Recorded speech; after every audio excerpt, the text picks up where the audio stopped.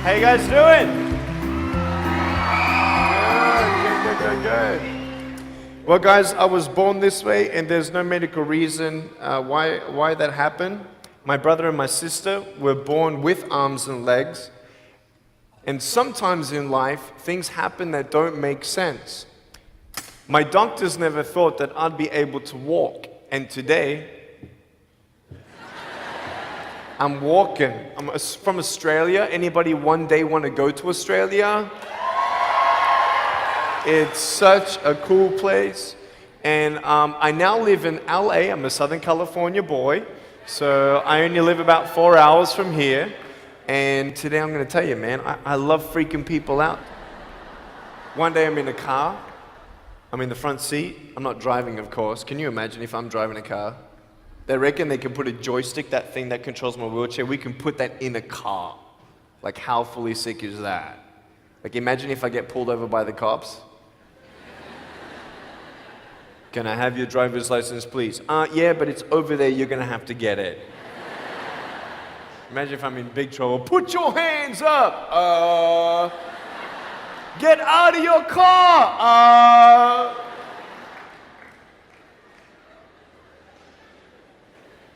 So I'm in the front passenger seat, we're at the traffic lights, and this car comes up next to us, and this girl's looking at me. And I'm looking at her, she's looking at me, I'm looking at her, she's looking at me, I'm looking at her. All she sees is my head, right? She has no idea that I have no arms, no legs. So I'm thinking, cool. I'm gonna freak you out.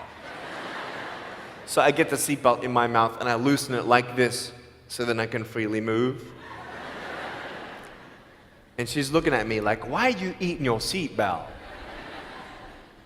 So I pull it, the belt is loose, I can move. Now she's looking at me, full 100% attention and focus. Now just imagine all you see is my head, all right? You might want to put up your hand up to your face to cut off the rest of my body, all right? So you can really see the effect. So just, that's it, exactly. Here we go, ready? I just did this.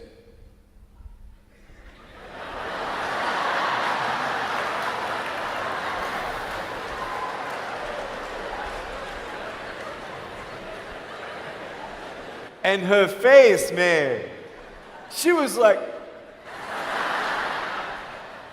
she nearly ran the red light, man. It was so good. My parents always said, Nick, you don't know what you can achieve until you try it. And the doctors looked at me and said, he's not going to walk, he's not going to go to school, he's not going to do anything in his life. And then my parents, they just loved me like crazy and said, you got to try. Try this, try that, try this, try that. And I'm thinking sometimes like, Mom and Dad, you're crazy, man. I have no arms, no legs. How would I ever be able to do this or do that? But they encouraged me and they loved me. And as human beings, we're waiting for stuff like that. We all want love. Everybody say love. Very good. We all want love, and I went to school, and I wanted to be cool. You go to school, and you want to be accepted, and so you see these guys, and you're like, oh man, everyone swears like every third sentence, F this and F that and F and this and F. Like what? Like they think they're cool, And so I'm thinking, man, maybe I need to be like them to be cool. And then you compare each other with how we look, and I wish I was smarter, I wish I was taller, I wish I was shorter, I wish I was more popular, I wish I did this, I wish I didn't have that. I wish my life was different. That was me when I was about 8 years old. I looked at myself and I looked at everybody else, and everyone else had more than me. And I'm asking, why? Why me? Have you ever asked the why me questions but get nowhere? If I had no answers from the doctors, and if I had no answers from my parents, I still have a choice every day in my life to keep going or give up. You see this book up here? This is my favorite book in the whole wide world. This is my favorite book, the Bible. And here I am.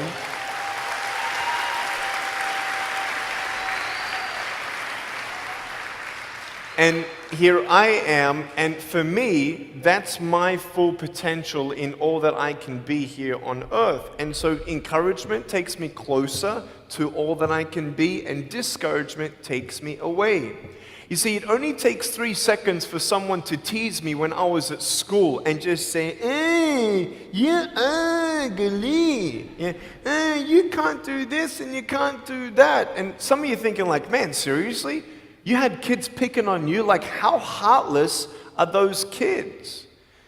Picking on me with no limbs, like, you would probably say, well, I'm not that bad. I wouldn't pick on a kid with no limbs. But why would you pick on anyone? Well, because it's fun. It's just culture. Okay, we'll get to that. But for me facing all that stuff, I'm getting these seeds. Everybody say seeds. S-E-E-D-S, seeds. Have you seen the pictures of the sequoia reds up here in California? These huge trees. Like some of the trunks could be as nearly big as this room. I've seen those photos where they've actually dug out a tunnel in a trunk of a tree. You can drive a full-size SUV right through it. That all started with a little seed. If you leave a seed of lies in your heart and in your mind and you don't know the truth, if you don't know the truth, you will die with the lie. I started dying because I started believing what I was told. I want you to know the 3 things that I needed to come to in my life is the truth of my value, the truth of my purpose, and the truth of my destiny. I want you to know something. In our mind, we put ourselves down all the time. I want to ask you today, do you think I'm cool enough to be your friend? But I don't swear, I don't use the F-bomb. Am I still cool enough to be your friend? But I don't tease people. Am I still cool enough to be your friend? But I have no arms, no legs. Seriously.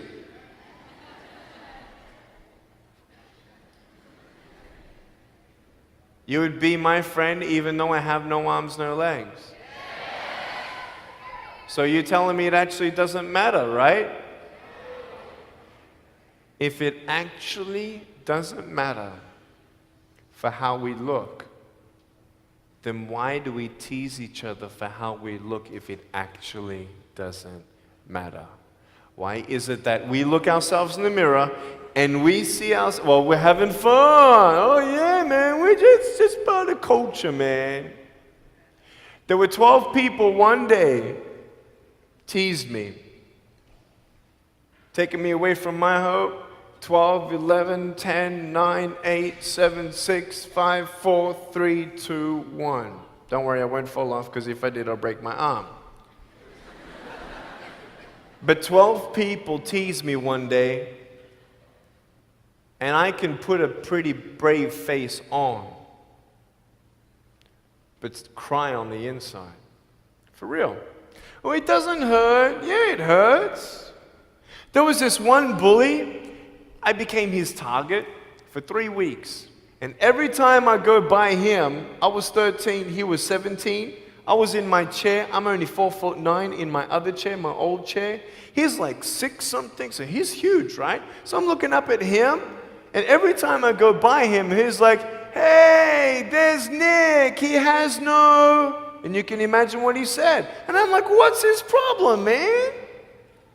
So I tried to avoid him, and I was so embarrassed. He would say it really loud, and everybody would be looking, and some would be laughing. I'm like, what is this guy's problem, man? So one day, after 3 weeks, I went up to him, and I said, hey. He's like, hey. I said, can you please stop it? He said, stop what? I said, stop teasing me. He said, what are you talking about? I said, every time I walk by, you say that stuff. He's like, what stuff? He didn't know how to take me on. So I'm looking at him and said, nah, man. Every time I walk by, you say exactly this, and I want you to stop. I forgive you, but stop it. He's like, oh, is that hurting you? Now, I could have said, nah. Or I could have said, yeah. It takes a level of humility to actually say, actually, I don't like that. It's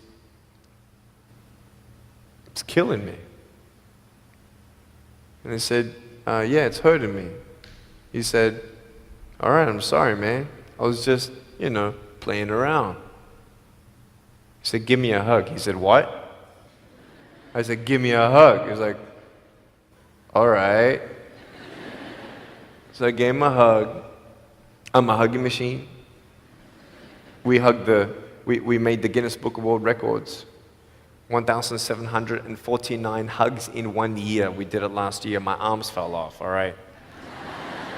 The scary thing about hugging so many people is that anyone can just pick me up and take me home, all right? Like, what am I gonna do? Like, eat them or something? It's like, pretty mean headbutt, right? I want you to know that you might be playing around. I could pretty much say that 98% of you have teased someone in your life.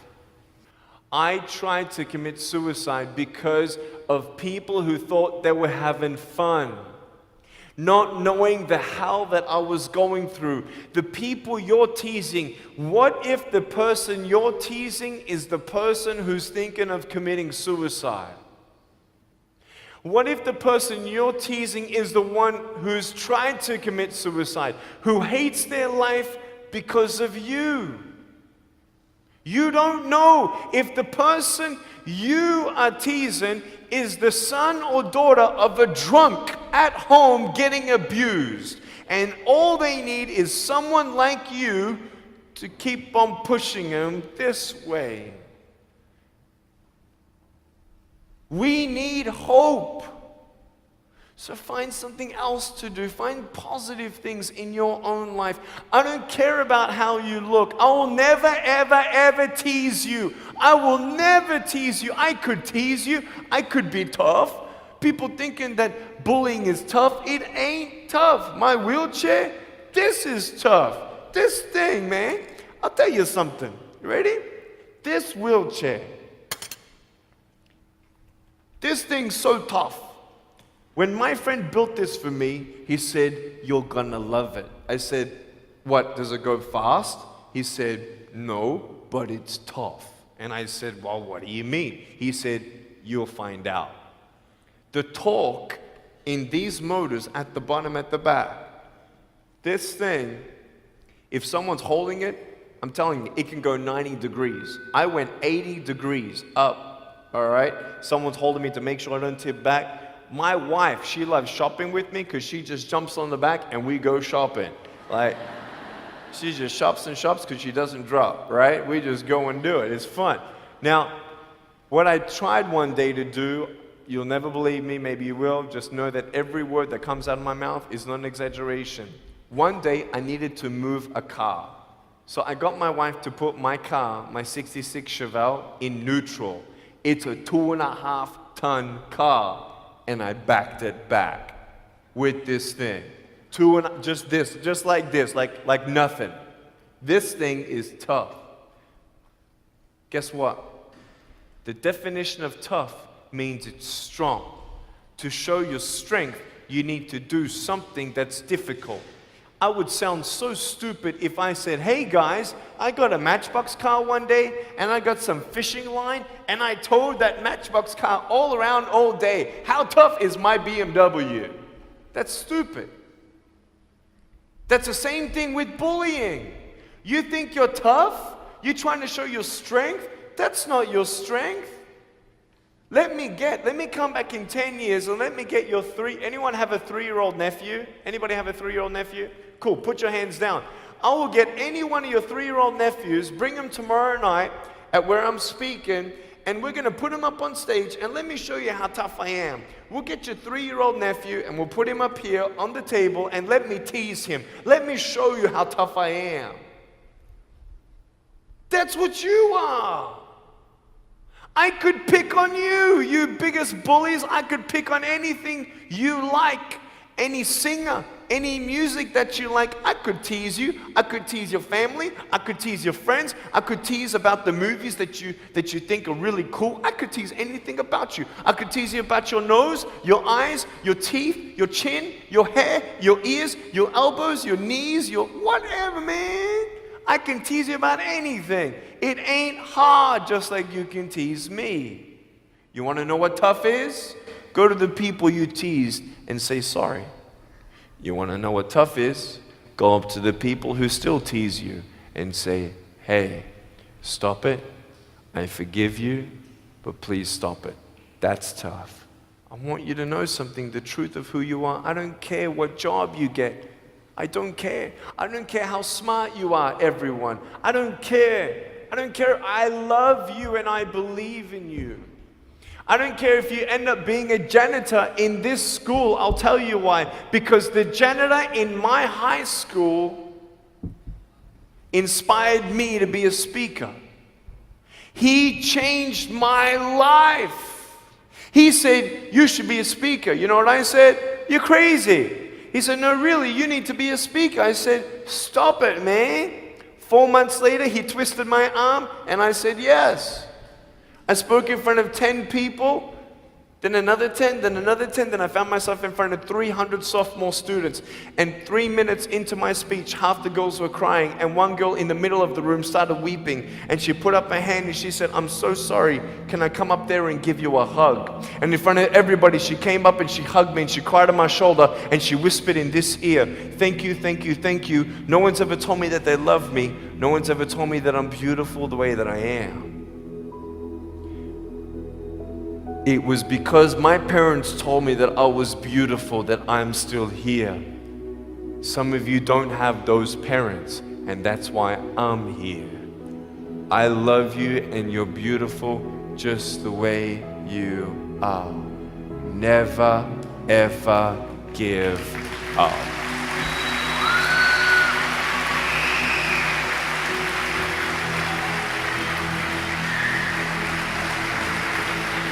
How many schools do you think that I spoke to actually stopped bullying altogether?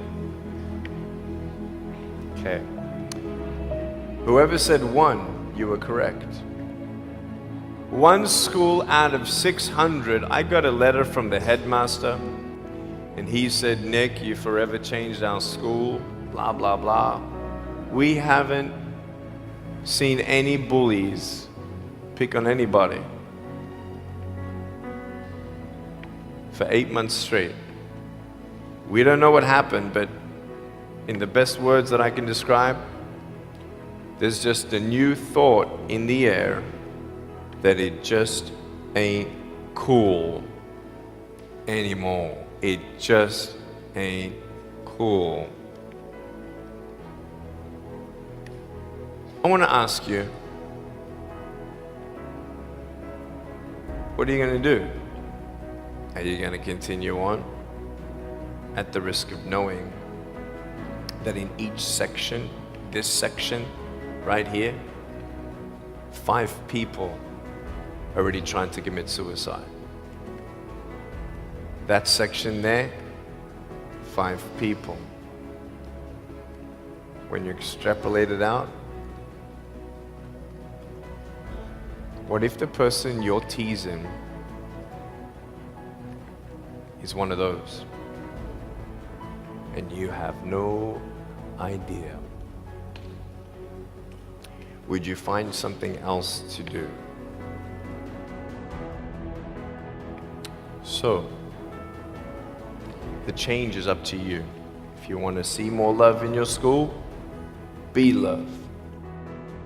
If 50% of the school come together and say, you know what, it just ain't cool anymore, the people who think it's still cool, every time they look down upon you, I want you to imagine my face looking at you. Because I'm telling you, everyone you're teasing is my brother and my sister. And you're my brother and you're my sister. And I'm asking you to stop. Love yourself a bit more.